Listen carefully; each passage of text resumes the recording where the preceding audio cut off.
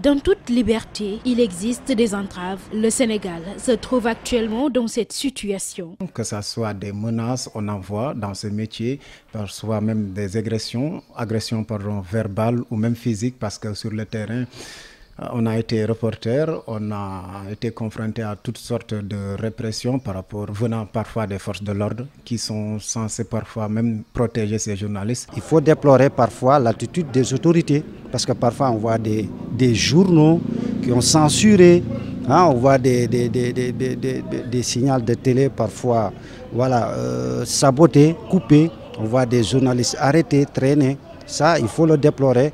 Mais je pense que quand on parle de liberté, nous sommes un peu en avance par rapport à nos voisins de la sous-région. De la 49e place, le Sénégal passe à la 73e sur le classement mondial de la liberté de la presse. Pour Ibrahima Lissa Faye, notre pays est sur une pente glissante. Elle ne nous surprend pas parce qu'en fait, c'est lié aux événements de mars 2021, où on a connu des journalistes attaqués, brutalisés, des maisons de presse attaquées aussi, brûlées, et surtout tout récemment le journaliste de la 7TV qui a failli être envoyé en prison. Malheureusement, le Sénégal est en train de perdre, ses lettres de noblesse en matière de liberté de presse. Les facteurs qui peuvent expliquer cette régression sont multiples, mais en partie, la précarité des journalistes y est pour quelque chose. Les médias vivent vraiment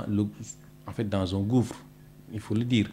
Et rien que sur le plan économique, en fait, là, ça ne peut pas rassurer les journalistes et les journalistes ne peuvent pas être indépendants, ne peuvent pas être en sécurité.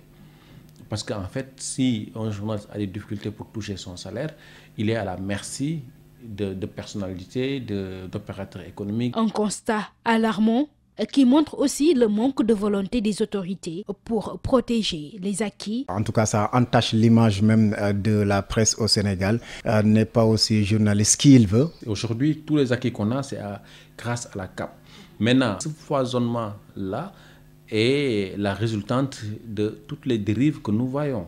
Donc aujourd'hui, en fait, le métier de journalisme est en train de perdre ses repères parce que simplement, en fait, le travail d'encadrement, le travail qui devait être fait pour l'application effective du code de la presse n'a pas été fait. En ce 3 mai, journée de la liberté de la presse, il n'y a pas de manifestation marquante, mais les acteurs annoncent dans les jours à venir un événement allant dans ce sens.